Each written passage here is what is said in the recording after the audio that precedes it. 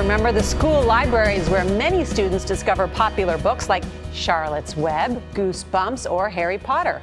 51% of kids say they get their best book suggestions from school librarians and teachers. But more and more schools do not have the resources to pay for a full-time librarian. Dean Reynolds caught up with an educator outside Chicago who's crossing the country to share his love of literature with as many kids as possible. John Schumacher's job keeps him on the road about 200 days out of the year. And this is what he does for a living. My job is to tell teachers and librarians and principals and superintendents and parents about the power of letting kids read the books that they want to read. With a boundless enthusiasm, So give me a drum roll, please. this 35-year-old librarian may be the foremost advocate for school-age reading in the country. Being in the library, being in this magical, sacred place is one of the most rewarding things. We were with him when he visited the Kendall Elementary School in Naperville, Illinois, Holy mackerel! where there are plenty of page-turners and enthusiastic readers. What does reading do for you? It exercises the brain. It shares imaginations. How old were you when you read your first book? Probably like 5 in kindergarten. Really? I think like 1 or 2. 1 or 2? Wow. I have 3 copies to give away. Schumacher's actual title is Ambassador of School Libraries for Scholastic Book Fairs, and as such, he tours schools all over the country, but even that broad label is too narrow for his impact. As you're reading the book, your heart is growing. As you're reading the book, your soul is billowing out. I think reading's the key to everything. Veronica Donovan teaches 3rd grade here.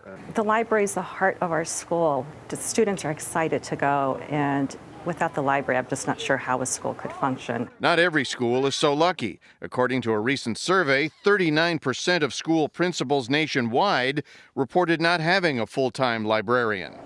Carla Hayden is the Librarian of Congress. Many schools are under severe fiscal challenges, and they have to make hard decisions. That has affected many school libraries. It shouldn't be viewed as a privilege. It should be seen as a right. We cannot cut school libraries. But even if librarians are on hand, it's doubtful they'd be quite like Mr. Schumacher. Do you all love to smell books? I mean, there is nothing better than the smell of books.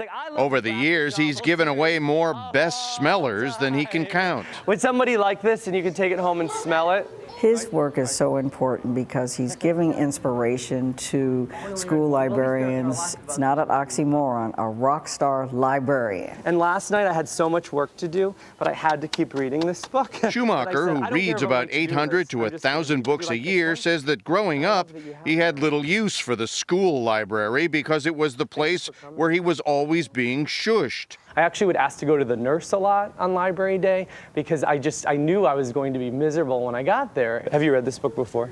No, it's one of my favorites. That changed when he spent time as an educator and saw what a good book could do. By putting a book into the hands of a child, we can put hope directly into that child's hands. We can put love directly into that child's hands. And we can show them, look, you have the power to make this world better. I love your enthusiasm. There's 3. The joy that came off of the kids that we met today will carry me through the next month. And on to the next good book. Let's give everyone a round. For CBS This Morning, Dean Reynolds, Naperville, Illinois. What a great He gets story. A++. I love Mr. Schumacher saying, reading a book, your soul is growing. That's what a book should do. Don't you guys remember when you got your first library card? Yes. Oh, yeah. It had your name on it? I Yes. thought, oh, I love this thing. Yeah. The most amazing difference between life today and life when I was very young is access to books and information. That's right. You know, because of the internet and other places. Books can take you many, many places. You're here. Bravo, Mr. Schumacher. You're watching CBS This Morning. We'll be right back.